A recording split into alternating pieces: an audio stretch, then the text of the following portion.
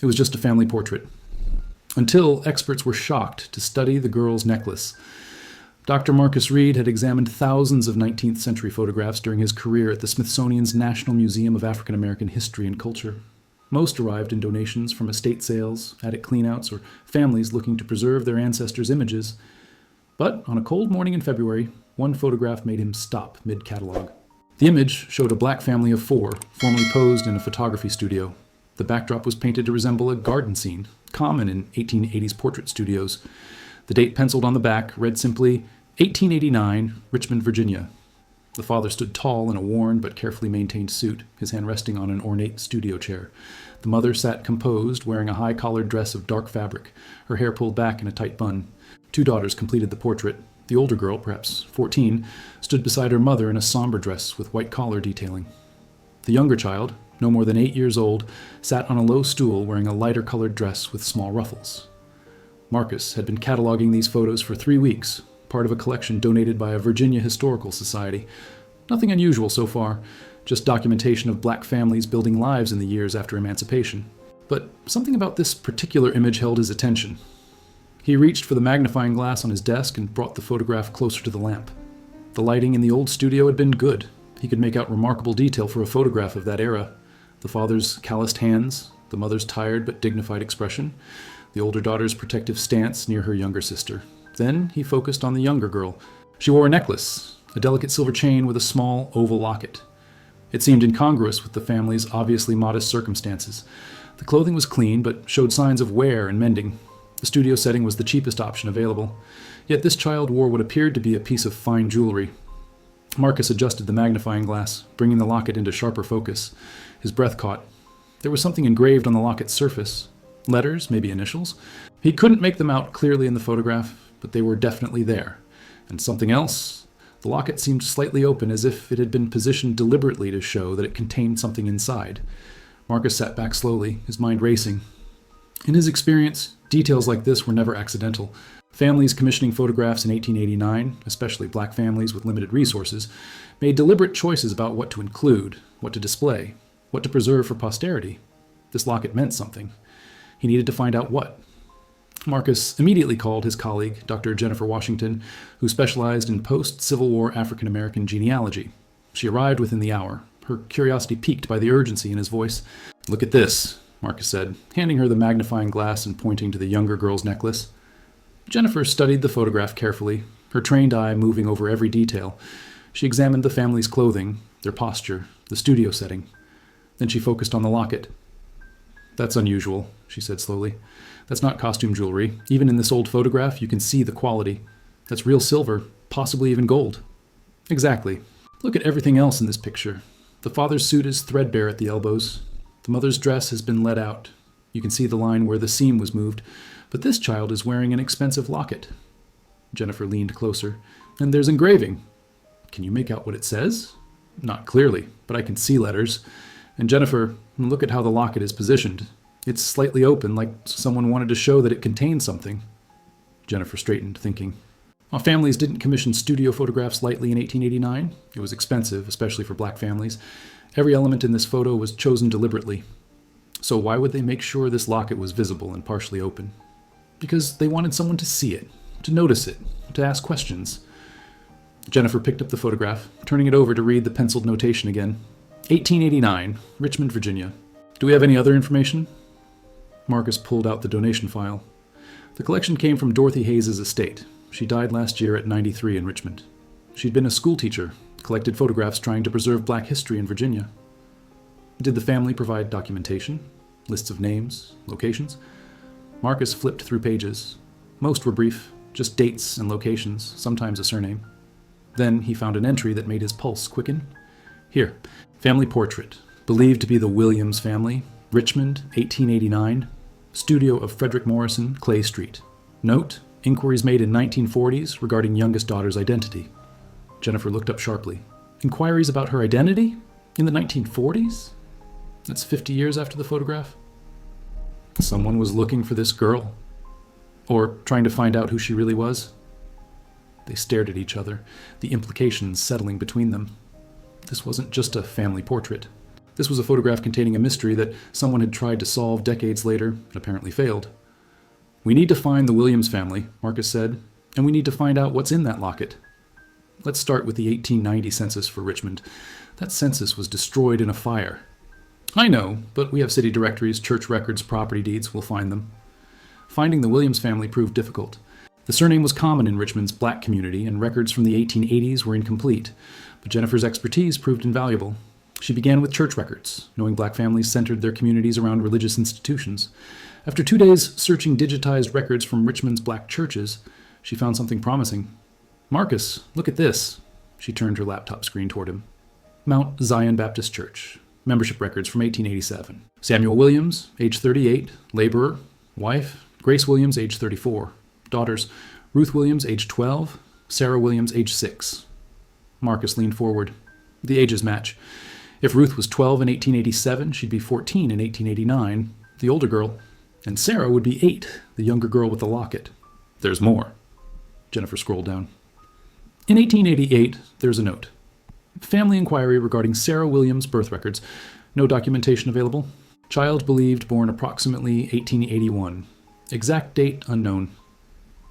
No birth records for the younger daughter. Unless she wasn't born to this family. The words hung between them. Jennifer continued reading. In 1889, the same year as our photograph, another note. Grace Williams reports Sarah's nightmares continue. Child speaks of the house with green shutters and asks for Mama Ruth. Grace seeks pastoral counsel regarding how to help child remember her true family. Marcus felt his skin prickle. Sarah was asking for someone named Ruth, but Ruth was the older sister's name. Or Ruth was someone else, her birth mother maybe. So Sarah Williams wasn't Samuel and Grace's biological daughter. Jennifer accessed Virginia State Archives.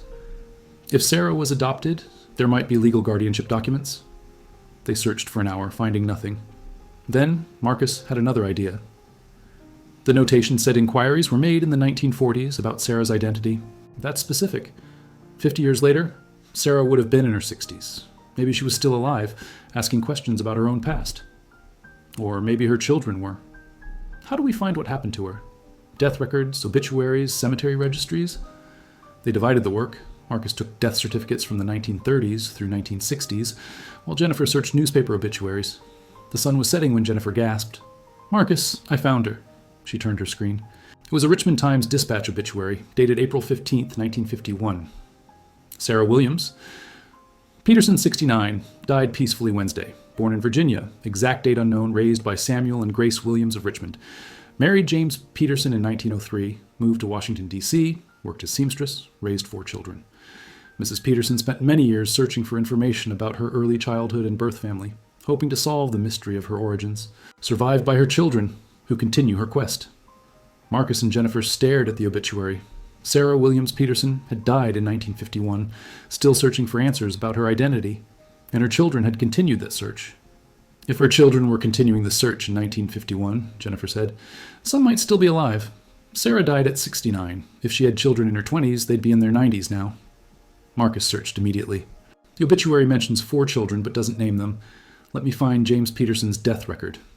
20 minutes later, they had their answer. James Peterson died in 1958. His death certificate listed 4 children. Margaret Peterson Davis, born 1904, Ruth Peterson Cole, born 1907, Samuel Peterson, born 1910, Grace Peterson Brown, born 1914. They named their children after the Williams family, Jennifer noted. Marcus ran searches through public records and genealogy databases. Finally, he found something extraordinary. Ruth Peterson Cole, age 118, listed in the 2024 Super Agers Registry. She'd be 118, Jennifer said skeptically, but possible. And she's living in Silver Spring, Maryland, just outside D.C. Marcus picked up his phone, hands trembling. He called the care facility. After explaining his research, he was transferred to the family liaison, Carol Henderson. Yes, Mrs. Cole is one of our residents, Carol confirmed. Her mind is still sharp. She loves visitors, especially those interested in her stories. Could we visit? We're researching her mother's history, and we found a photograph that might be important. There was a pause. You should know Mrs. Cole has spent her entire adult life trying to solve her mother's mystery. She has boxes of documents, letters, research notes. She's never given up. We'd very much like to meet her. 2 days later, Marcus and Jennifer sat across from Ruth Peterson Cole. At 118, she was tiny and frail, but her eyes were alert. Her great-granddaughter, Keisha Williams, sat beside her. Marcus laid the photograph on the table in a protective sleeve. Keisha held it up for Ruth to see. "That's her," Ruth whispered. "That's my mother. I've never seen this photograph before." "Mrs. Cole," Jennifer said gently, "we're trying to understand your mother's story.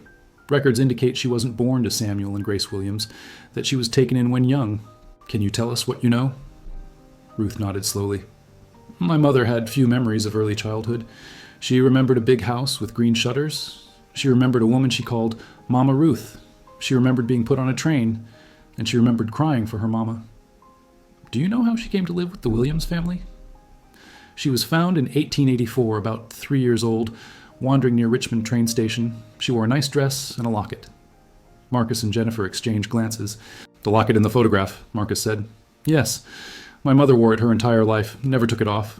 She said it was the only thing from her real mother." "Mrs. Cole," Jennifer asked carefully, "do you still have the locket?" Ruth smiled faintly. Keisha reached into her bag and withdrew a velvet pouch, opening it to reveal a tarnished silver locket. "We've kept it all these years." Marcus picked up the locket with gloved hands. It was oval, about 1 inch long, with intricate engraving on the surface. He could now clearly see what had been barely visible in the photograph. Initials. R.M. "R.M., Jennifer read aloud. "Not Sarah Williams, not connected to the Williams family." "Open it," Ruth said quietly. "Inside is the secret my mother could never solve." Marcus carefully pried open the clasp. Inside, he found 2 things. A tiny, faded photograph, barely larger than a postage stamp, showing a young black woman in a fine dress, and beneath it, folded impossibly small, a piece of paper. With trembling hands, he unfolded it. It was a birth certificate, handwritten in elegant script. Sarah Ruth Morrison, born March 15th, 1881. Mother, Ruth Ellen Morrison. Father, unknown, freeborn. The room fell silent. "Morrison," Marcus whispered. "Sarah Ruth Morrison. Your mother's real name." Ruth Cole closed her eyes, tears streaming down her weathered cheeks. "After 138 years, finally we know her name." Marcus photographed the birth certificate and the tiny portrait carefully. "Mrs. Cole, this changes everything. With your mother's real name and birth date, we can trace her family. We can find out what happened." "My mother tried for 50 years, Ruth said softly. "She searched records, wrote letters, hired investigators. She never found anything about Ruth Morrison or the Morrison family. It was like they'd vanished." "Records were poorly kept for black families in that era," Jennifer explained, "especially in rural areas. But now we have digital databases, combined archives, genealogy tools your mother didn't have access to. We can search in ways that weren't possible before." Keisha leaned forward. "What do you need from us?" "The locket, if you're willing to let us study it further. And any documents your grandmother or great-grandmother kept. Letters, notes, anything related to the search." "I have everything," Ruth said. "Boxes of papers and storage. My mother documented every dead end, every search, every theory. She wanted someone, someday, to finish what she started." "We'll finish it," Marcus promised.